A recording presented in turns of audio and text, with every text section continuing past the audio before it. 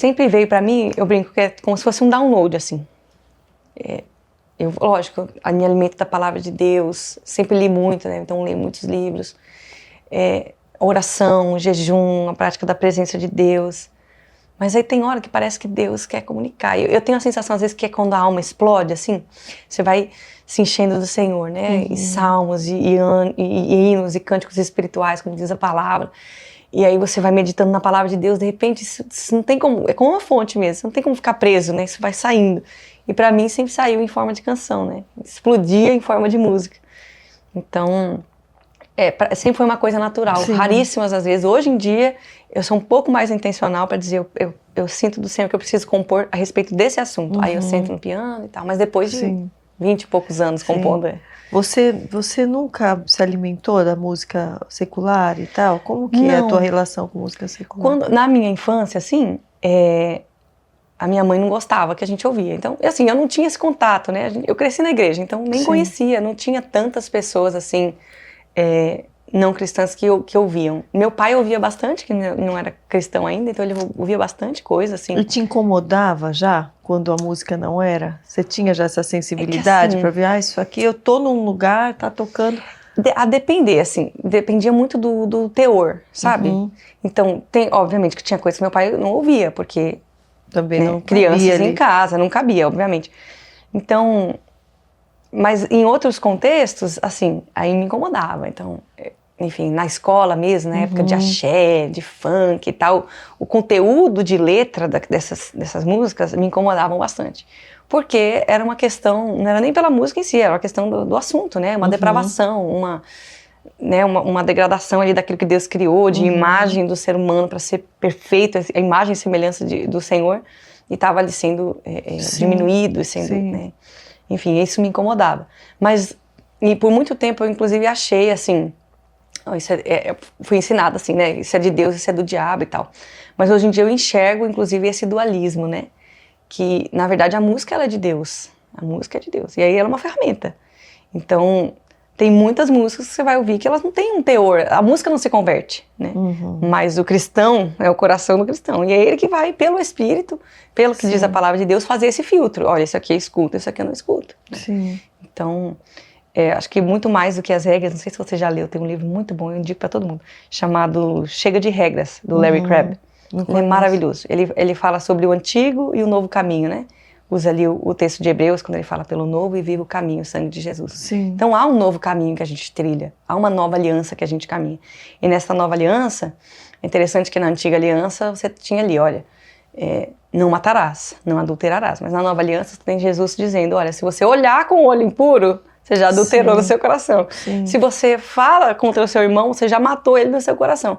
Então, é pelo Espírito, porque é interno. Né? Não é só a prática das regras, é pelo Espírito. Então... E a dificuldade, eu creio que é também que muitos às vezes acham que estão no Espírito e estão abrindo, né, concessões para tantas coisas, só porque viveram uma vida, vamos dizer, religiosa e tal, e acham, mas eu estou no Espírito, eu estou ileso eu posso ouvir de tudo, eu posso beber o quanto eu quiser, eu posso fazer o que eu quiser, porque eu sou espiritual e o meu espírito não está me confrontando. E muitas vezes ele já perdeu há tempos a presença do Espírito Santo. De pouquinho em pouquinho eu tenho percebido que essa é uma grande dificuldade de quem já vem há muito tempo no meio cristão, né? A frieza do coração mesmo, que vai dando essa sensação de que pode se relativizar tudo, de que pode misturar tudo, e nisso vai perdendo a presença, vai perdendo a unção e não percebe, porque também perde, né, essa... Vai apagando o espírito, né? Exatamente. E o apóstolo Paulo falou Você sobre percebe isso? Não apagueis o espírito. Eu acho que uma das coisas mais difíceis para quem cresce na igreja, para quem está há muitos anos no evangelho, é o cuidado de que você não pode pensar que fazer tudo certo é igual a agradar a Deus. Porque tem muita gente que é um bom cidadão. Poxa, paga os impostos, trata todo mundo bem, cuida bem dos filhos. Isso não significa que nós estamos achegados a Deus, né? Então, essa dificuldade, eu acredito que muita gente que cresce na igreja pensa assim, não, fiz tudo certinho a minha vida inteira. Então não importa, isso e aquilo não importa, mas na verdade todos nós caímos da graça, né? Todos nós, a Bíblia diz, todos pecaram, estão destituídos da glória de Deus. Então se não for pelo Senhor Jesus, eu tenho até uma canção que fala sobre isso, né? Os meus esforços não compram Deus. Então a gente pode fazer tudo certo no pé da letra, mas se não for pela obra de Cristo, não for pelo mérito da cruz, então nós estamos tentando comprar um acesso a Deus que é impossível. A Escritura vai dizer, Romanos 8, né? É impossível porque a lei estava enferma por causa da carne. Nós somos incapazes de fazer tudo certo. Porque Deus sonda, é a motivação do nosso coração, né? E aí, viver uma vida no Espírito, o apóstolo Paulo também fala sobre isso em Romanos 8. Ele diz assim, ó, se vocês nasceram do Espírito, aqueles que são nascidos do Espírito são guiados pelo Espírito. E vocês são guiados pelo Espírito se, de fato, vocês nasceram de novo, né? Então, a prova de que nós nascemos de novo, não é que a gente vai seguir uma lista de regras. Eu não bebo, eu não fumo, eu não escuto essa música. Não é isso. Mas é viver pelo Espírito. Porque uma convicção tem coisas já interna já de que aquilo não é bom. Exato. E se a gente olhar para pecado em si, pecado é errar o alvo, né? É o significado da palavra pecado, errar o alvo. Agora tem coisas que Deus quer de mim. E eu só vou saber se eu estou acertando ou errando o alvo pelo Espírito. Sim. E na vida em comunidade com a igreja, pela Escritura, pela palavra de Deus. Então, é difícil, acredito que para quem cresce fazendo tudo certinho, pensar que, tá tudo bem eu fazer isso, eu fazer aquilo e tá tudo certo, porque afinal eu sou um bom cidadão. E pelo outro lado, eu acho que é difícil para quem cresceu e de repente viveu muitas coisas mais gritantes, assim, que acha que, nossa, isso aqui foi terrível, foi absurdo. E aí, quando entra pro Evangelho, vive uma vida bem quadradinha, pensando, agora estarei salvo pelos meus méritos, né? Porque agora eu tô fazendo tudo certo, antes eu fazia tudo errado. Sim. Mas tanto de um quanto pro outro, o mérito é da cruz, né? Sim. A gente não tem mérito nenhum. Sim. E você teve, né, um marco na sua vida espiritual, pelo que, né, eu pude perceber, que você disse que compreendia o Evangelho de uma forma e depois você teve um novo vigor espiritual, eu creio, depois que conheceu, né, a palavra de esperança mesmo. Isso. Isso ocorreu por algo específico que talvez você tenha passado, por um momento que você estava passando e que você pediu algo mais do Senhor, um cansaço espiritual, como foi? Olha, eu costumo brincar, né, que eu vivi 24 anos mais ou menos de evangelho aí, com metade do evangelho, né?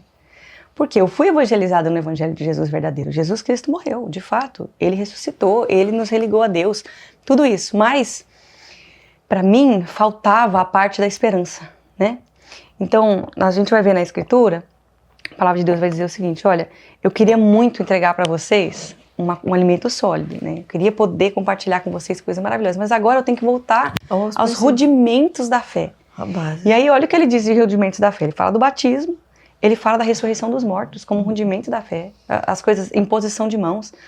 E aí, quando eu percebo que, como eu fui evangelizada, e foi uma bênção, eu não estou dizendo que assim, a culpa é do fulano, nada disso. Sim. Mas é também o evangelho que receberam. Né? Então, nessa metade do evangelho, qual que era? Jesus morreu, ressuscitou para te religar a Deus. Você quer vir após mim? Negue-se a si mesmo, tome a sua cruz e siga-me. O que ficava? Siga-me para a morte. Ponto, acabou. Mas existe a ressurreição de Cristo. Existe também, João vai dizer isso, né? Vem a hora e já chegou em que os mortos ouvirão a voz do Filho do Homem e os que a ouvirem ressuscitarão. O apóstolo Paulo também vai dizer, se a vida que nós vivemos se resume a essa era, as coisas dessa vida, então nós somos os mais miseráveis de todos os homens. Porque a nossa esperança está aqui, e aí nós vamos perecer. Então, se é só isso, comamos e bebamos, porque amanhã morreremos. E eu cresci, né, com essa paixão pelo Senhor, que eu acredito que só pode ser gerado pelo Espírito, né?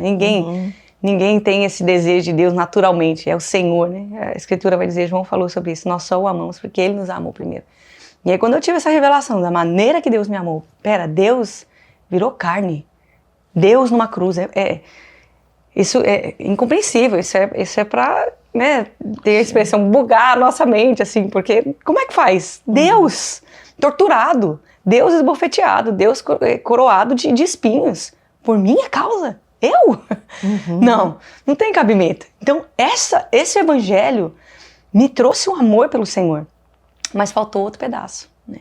Porque Jesus disse também, eu estarei convosco até a consumação dos séculos. Não vos deixarei órfãos, eu vos deixarei o Espírito da verdade, mas um dia ele vai voltar, ele vai reinar, ele vai governar sobre todas as coisas. Então, como me faltava essa parte, o que eu desejava? Eu desejava estar com o Senhor. E para mim, a única maneira de estar com o Senhor era pela morte. E aí, a partir daí, o que eu fazia? Não me cuidava, eu não me alimentava bem. Já falava aqui, precisa acabar logo isso aqui, porque eu quero logo estar com ele. Mas olha, você vai ficar doente, você vai entrar... Eu entrava em exaustão, assim, eu ia parar no hospital de cansaço, eu trabalhava muito. E assim, pela obra de Deus, pela obra de Deus, pela obra de Deus, hoje eu me lembro, né, fugiu o nome dele agora, mas aquele missionário, ele faleceu com 29 anos. E ele disse, o Senhor me deu um cavalo e uma mensagem. Eu matei o cavalo. Ele estava falando do seu próprio corpo, né? Ele morreu já muito jovem e muito doente, porque ele não cuidou do seu corpo e ele não podia levar a mensagem. E eu estava fazendo isso. Então eu desgastava o meu corpo com a desculpa de eu tenho uma mensagem do Evangelho, preciso proclamar a mensagem do Evangelho, e isso é uma verdade. Mas eu também era displicente, né, com relação aos cuidados do meu corpo, da minha alimentação, da minha vida emocional, até dos limites que eu deveria ter colocado, né?